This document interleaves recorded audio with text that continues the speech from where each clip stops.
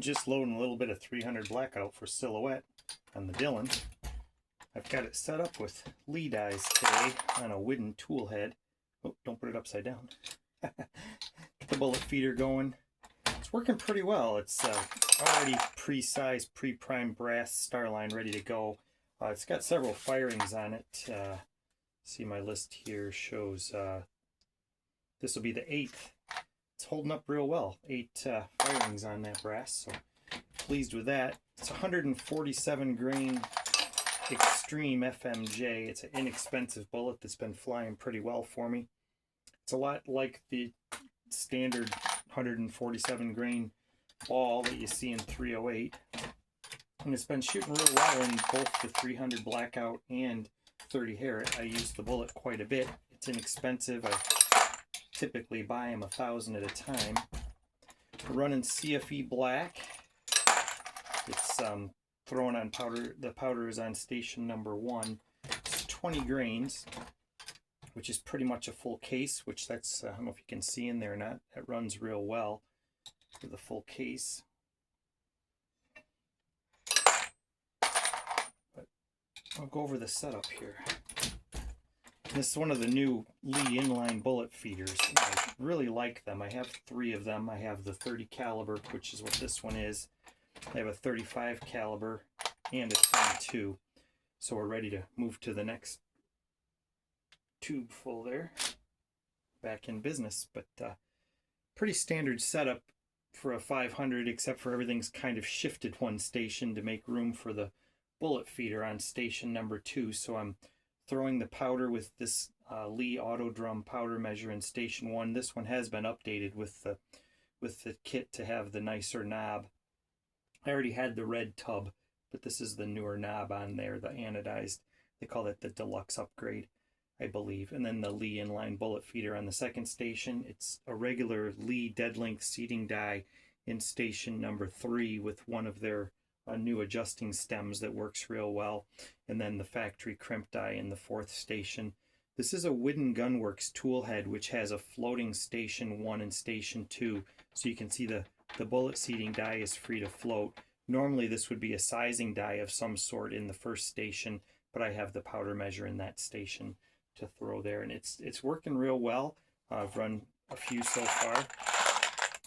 This was a batch of around 250 pieces that I've been using to shoot Big Bore Silhouette with. So it's a pretty easy way to run them out in a hurry if you've got the brass ready to go. Not enough stations to do everything on the one press, but I've been using a bushing die on the neck and then a mandrel to open it up for the 308 bullet. But runs pretty good on the old Dillon here, and pretty decent setup. I think it works well and runs them out pretty quick. So far, the bullet feeders, I've been really pleased with them. I just saw on Lee's website that they come out with another option for rifle bullet seating. They now have a new seating die for rifle calibers that has a sliding sleeve in it, you know, very similar to the Hornady die, and it has the micrometer built in, so it's all one thing. They've got those on their website now, but I've never seen a real one. I've just seen the pictures, and you can tell the setup is a little different because the lower portion of the micrometer, if you will, is not removable. It's part of the bullet seating die on those new ones, and so it's the same color as the die rather than black, and then it has this type of cap on the top of it. So they have those listed on their site now. I don't know if they had a 300 Blackout one listed. I didn't get a bullet there on that last station, so what happened there? We're going to have to go back and check that out.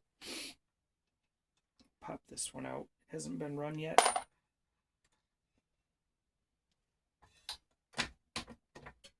Okay, something's not quite right here. What happened? That's the thing with progressives. You got to kind of pay attention to. That's got powder in it, so we'll set that to the side.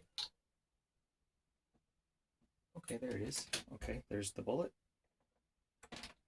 Okay, we're fine now. I don't know what was weird there. I was probably talking and not paying enough attention to what was going on there, so now we're back in business.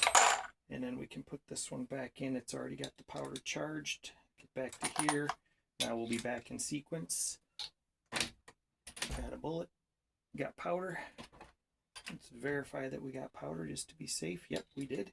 Go around. Here we are. I can see in the case neck there, so I can tell when we're getting the powder. Yep, bullet feeder's working fine. I must have done something goofy there to throw that one off. It's odd because I'm really used to running a 550 and putting in a bullet right there, and I don't have to, so this hand is idle when normally I would be seating a bullet running on a 550. But runs these pretty darn quick. And so far, the auto drum is doing real well with the CFE black. It's not leaking, which sometimes with the fine powders you get a little bit of a mess, but I've been keeping a pretty close eye on it up here by the tool, on a tool head underneath the powder measure, and it's staying pretty clean. So I think it's going to work out fine. Time to index the bullet. Yeah, it's making a pretty good round. These are 2.1 on the overall length. So check that. See how we're doing there. Yep, 2.10. I said 201. 2.1 inches is the overall length that we're set for, and I'm 1,000th over. So that's probably well within my ability to measure and the tolerance of all my pieces. So there we go. 300 Blackout, or call it 300 Whisper if you will, for my Contender for shooting big bore silhouette. And thanks for watching.